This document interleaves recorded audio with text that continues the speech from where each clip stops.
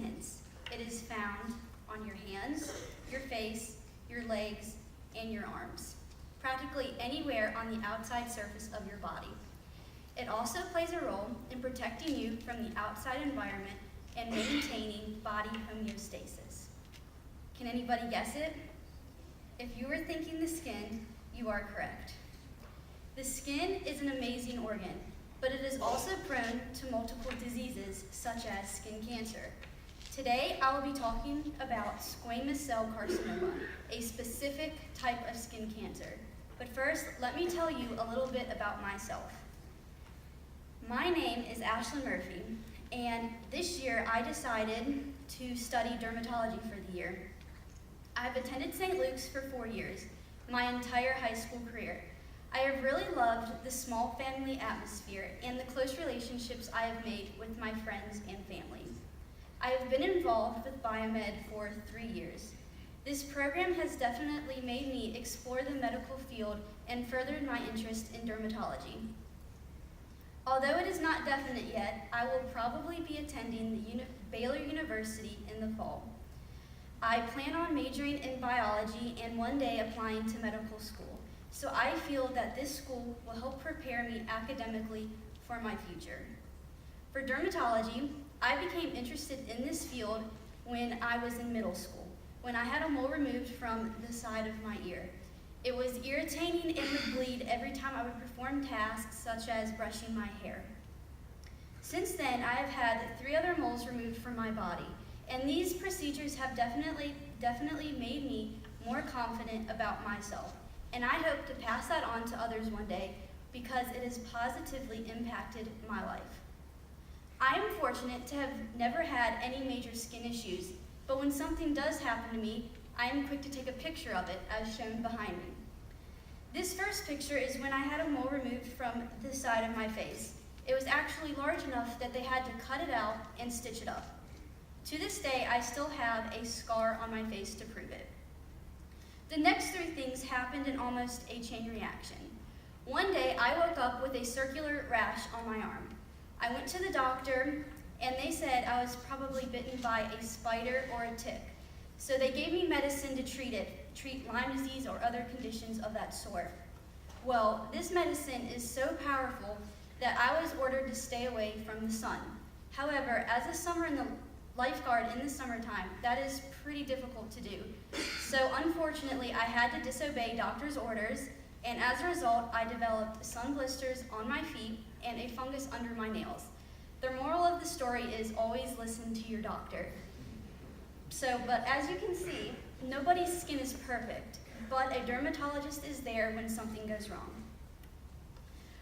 The great thing about dermatology is that they work with people of all ages. They can treat a little girl with a rash on her face and then go see an 80-year-old woman with precancerous marks all over her body. They also treat a wide variety of diseases, ranging from contact dermatitis and psoriasis all the way to skin cancer. Like I mentioned before, I will be talking about squamous cell carcinoma because it is often overlooked. It can spread to your body, but the key is early detection and treatment. Squamous cell carcinoma is cancer of the epidermis, the outside surface of the body, or the part of the skin that we see. It is when abnormal cells of the skin rapidly grow and divide. And the problem with this type of cancer is that it puts the whole body at risk when it spreads to your lymph nodes. The pictures behind me show what it will look like if you develop cancer. The top picture is what normal skin cells should look like. Notice how everything seems in place and in order. You can see definite lines of the 3 layers of the skin. However, the bottom picture, you can notice that the bottom level is invading top levels. And when that happens, skin functions are destroyed. And when this occurs, skin cancer happens. This is what it will look like on the outside of your body. It appears scaly and red with an elevated border around the sides. It commonly appears in places exposed to the sun, such as your hands, your arms, and your face. So who is most likely to develop this type of cancer? Well, people who have lighter skin, are more likely to develop this type of cancer because they have less melanin in their body to protect them from the sun's harmful rays. Also, men are more likely to develop squamous cell carcinoma than women.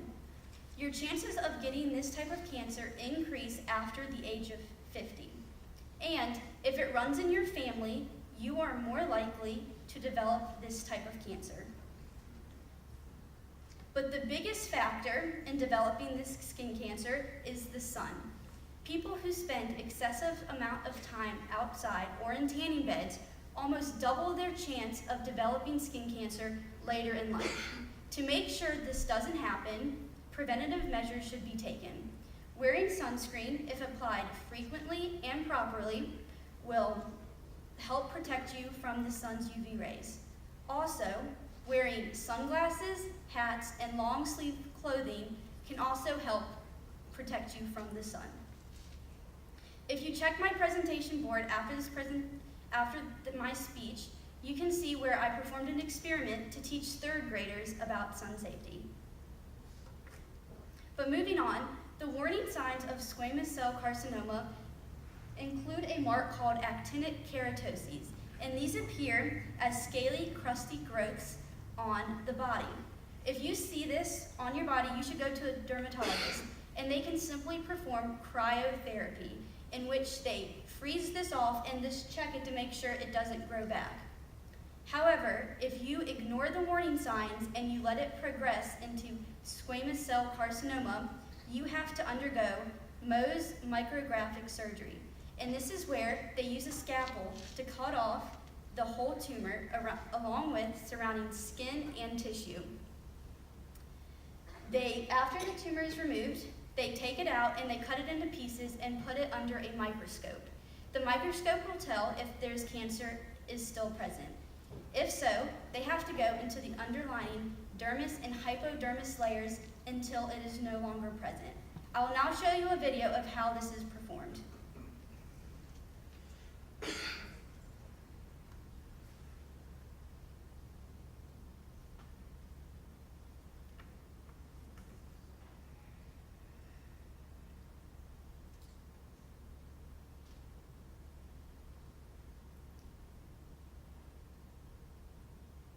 A big portion is cut out, so stitches are required, but the scarring is usually very minimal if you keep the wound healthy. The great thing about this surgery is that when it is performed, there is a 94 to 99% success rate that this cancer will not grow back. As you can tell, this is a skillful procedure that requires much precision. Some quick facts about squamous cell carcinoma. This year, 700,000 people will be diagnosed with this cancer, and of those people, 3,900 to 8,800 people will die. There are three types of cancer: basal cell carcinoma, squamous cell carcinoma, and melanoma. And of those three cancers, 40 to 50% of those diagnosed will be squamous cell carcinoma. And when I was researching these facts, I came across this one, and I found it really interesting, is that those who have had an organ transplant are more likely to develop this type of cancer than people who have not. I learned most about squamous cell carcinoma when I had the opportunity to job shadow my mentor, Dr. Scott Van Luke. He owns Mobile Dermatology off of Hillcrest. He has been very helpful in teaching me about the different types of skin cancers and procedures. I job shadowed him twice this year, and I will never forget the first time I job shadowed him. I was watching him perform a squamous cell carcinoma removal, and I just remember thinking how cool it was to see all three levels of the skin before me and being amazed on how deep the skin actually is. Well, the surgery was a success, and he started to stitch it up. But as he was doing that, the room started to get a little hot, and I became a little dizzy. And so he looked up at me and he said, "Are you okay? You look a little green." I said, No, I'm fine, because I didn't want to miss this, because I thought it was really cool. But it didn't get much better. The room started to spin, my vision was starting to get blurry, and I couldn't really hear anymore. So I knew I was going to faint if I didn't do something. So I sat down, and once again, I experienced the same symptoms. So I excused myself from the room, and I had a drink of water, and I relaxed and calmed down, and then everything was all right. But believe it or not, I'm still interested in this field after all of that. But besides that, I saw him diagnose different and unique types of skin conditions. But the most important thing I took away from this experience is how personable he is with his patients. He generally cares about their health and well-being, as well as their personal lives. He obviously loves what he does, and I hope to one day display that same passion as he does as well.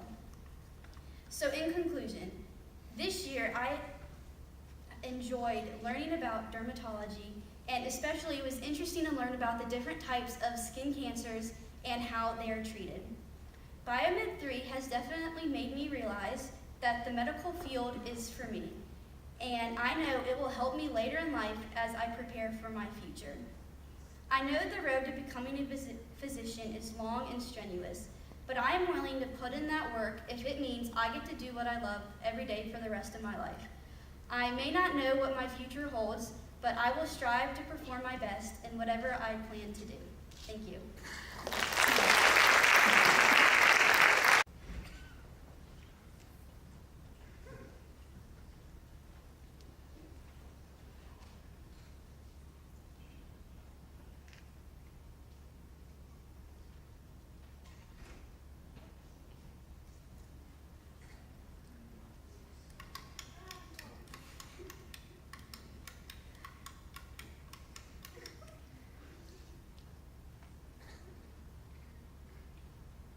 Okay, now that I have everyone's attention, today I'm going to talk about something that I have learned this year,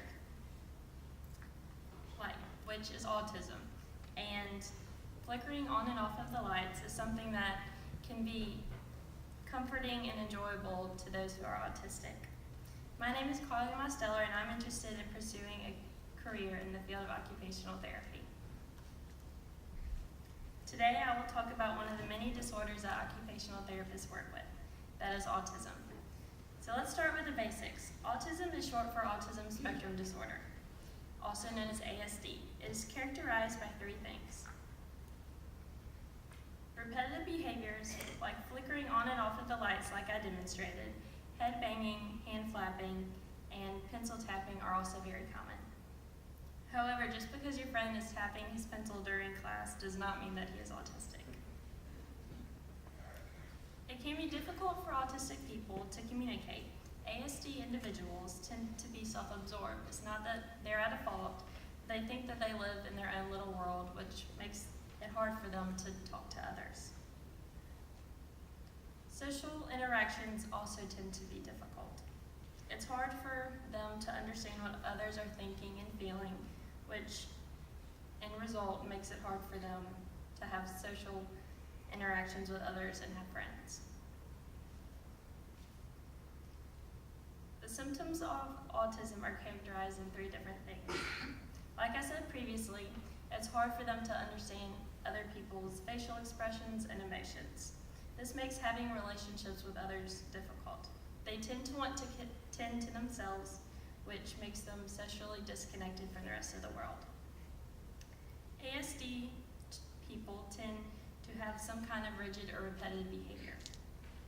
For example, a child may say, "My name is Tom," even when talking to his friends and family, because that's what's comfortable to him. Also, making eye contact can be difficult. For them, it's very awkward and uncomfortable, which makes it hard for us to understand them. So it puts a gap between them and us. Also, with children, an early sign of autism is that they tend to focus on pieces instead of a whole object. For example, a child may be really focused in the wheel of a car instead of the entire thing. Also, with teenagers and adults, they tend to have a preoccupation